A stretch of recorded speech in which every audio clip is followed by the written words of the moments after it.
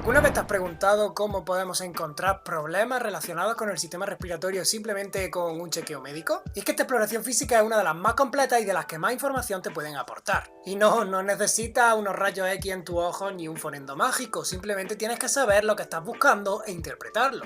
Piensa que simplemente viendo a un paciente respirar ya te está aportando información, cuál es su frecuencia respiratoria, cómo mueve el tórax para respirar, qué coloración en la piel tiene, todo eso te está indicando cosas que están relacionadas con el respiratorio. Hoy te voy a explicar cómo se hace una exploración física dentro del aparato respiratorio y no simplemente me voy a quedar en explicarte cómo se hace, sino también explicarte lo que significa dichas técnicas o lo que tú estás buscando. Así que si quieres aprender a realizar una exploración física en condiciones a tu paciente, quédate conmigo porque te lo voy a explicar de la forma más sencilla posible, ya que esto no simplemente te va a servir para toda tu carrera estudiantil, sino para tu vida profesional. Así que venga, vamos al lío.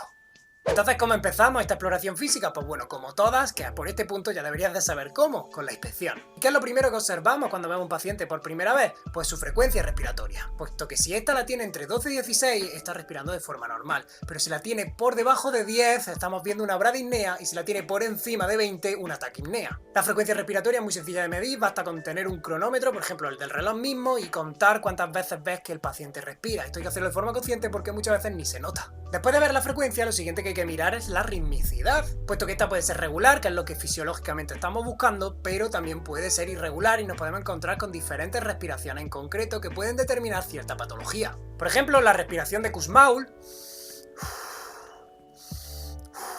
la cual se define como muy lenta y profunda, normalmente está asociada a cetoacidosis diabética. También podemos encontrarnos la respiración de Cheyne-Stokes, que bueno, se define como que sube y baja la intensidad de forma irregular, la cual se suele asociar a problemas en el centro respiratorio. O la respiración de Biot, que sigue ese típico ritmo que está muy caracterizado. Y bueno, el paciente también nos puede describir que tiene apnea del sueño, donde se le corta literalmente la respiración mientras duerme. Y bueno, dejando al lado el cómo respira, también podemos fijarnos físicamente en cómo está el paciente, sobre todo la morfología que tiene su tórax. Por ejemplo, un tórax en tonel, que suele tener una forma muy cuadriculada, está asociada a un enfisema. Y no te olvides de la coloración de la piel, la cianosis, que esta la puedes ver tanto en los labios como en extremidades distales. Ya que, por ejemplo, si te la encuentras en los labios va a estar asociado más a una cianosis central y eso es indicativo a que hay un fallo respiratorio o del propio corazón a la hora de bombear la sangre. Si te lo encuentras de forma periférica puede que simplemente haya una mala circulación.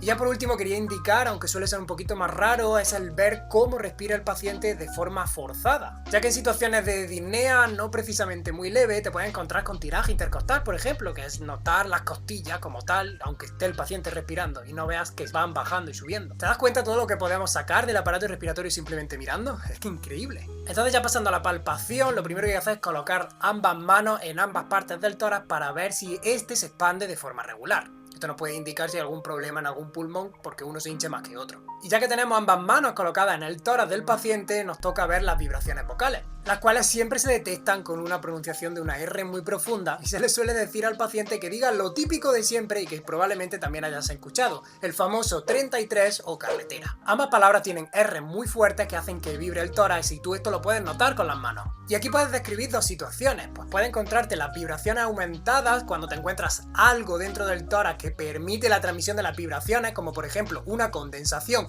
o un derrame pleural, pero es que también te las puedes encontrar disminuidas cuando no hay nada que transmita la vibración, como por ejemplo simplemente aire, como pasa en el neumotórax. Recuerda que todo lo que no es gas transmite mejor las vibraciones que lo que sí lo es, por lo tanto si te encuentras unas vibraciones aumentadas probablemente haya algo ahí que no es aire. Y por el contrario, si te encuentras unas vibraciones muy disminuidas, que hay mucho aire. Continuando con la percusión, aunque parece que no es muy útil a priori, lo cierto es que puede darnos una información muy importante si hay alguna patología dentro del pulmón. Y es que lo normal al percutir es encontrarnos con el claro pulmonar, que viene a ser un mix entre un poquito de timpanismo y un poquito de matidez. Pero claro, también nos podemos ir a los extremos, porque por ejemplo, si encontramos mucha matidez, puede ser que haya algo sólido dentro del pulmón como una condensación, o si hay mucho timpanismo es que hay mucho aire, como por ejemplo en un neumotórax. Obviamente estoy poniendo el neumotórax como ejemplo dentro de la exploración física, pero esto es una emergencia directa y no te vas a poner a percutir o a palpar para encontrar lo que es un timpanismo muy exagerado. Esto de la percusión es muy útil, por ejemplo, para un derrame pleural que normalmente se suele acumular en las bases del pulmón y te vas a dar cuenta que te vas a encontrar claro pulmonar en la parte más superficial y en la parte más baja de los pulmones te va a encontrar cierta matidez. Pero bueno, ya dejamos las manos y los ojos de lado y empezamos a utilizar el fonendo para hacer la auscultación. Y esta información realmente marca la diferencia porque estamos buscando anomalías dentro de los ruidos normales que buscamos escuchar en la auscultación. Entonces, comenzando con pedirle siempre al paciente que respire profundamente, en la parte superior del tórax nos vamos a encontrar con el ruido bronquial,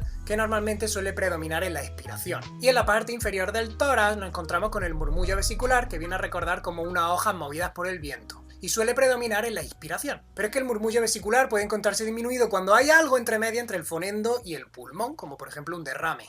Pero es que también te puedes encontrar los ruidos donde no debería y, por ejemplo, el ruido bronquial, que debería estar en la parte superior del tórax, te la encuentras en la parte inferior del tórax, lo que se denomina soplo tubárico, y está relacionado con una condensación. También nos podemos encontrar con estridores que están relacionados con una obstrucción en las vías altas y entonces no escuchas el típico ruido bronquial. O también puedes encontrarte con estertores que te molestan en el murmullo vesicular. Y es aquí donde te encuentran los roncus, que como su nombre indica suena como una voz ronca, que suele estar relacionado con las obstrucciones de vías grandes, o las sibilancias, que suenan como un silbido y que está relacionado con la obstrucción de las vías pequeñas, como por ejemplo en el asma. Pero es que también nos podemos encontrar con los crepitantes, ya bien sea húmedos, que suenan como burbujas, y que está relacionado con encontrarnos líquidos dentro del alvéolo, como puede pasar en un edema pulmonar o una neumonía. Pero también nos podemos encontrar con los crepitantes finos, que suenan como si rozaras un mechón de pelo y están relacionados con el enfisema pulmonar. Esto es un follón de nombres, de ruidos y de asociaciones, pero poco a poco se irá aprendiendo con la práctica. Y hasta aquí vendría la exploración física, pero dentro del aparato respiratorio no nos podemos quedar simplemente con esto.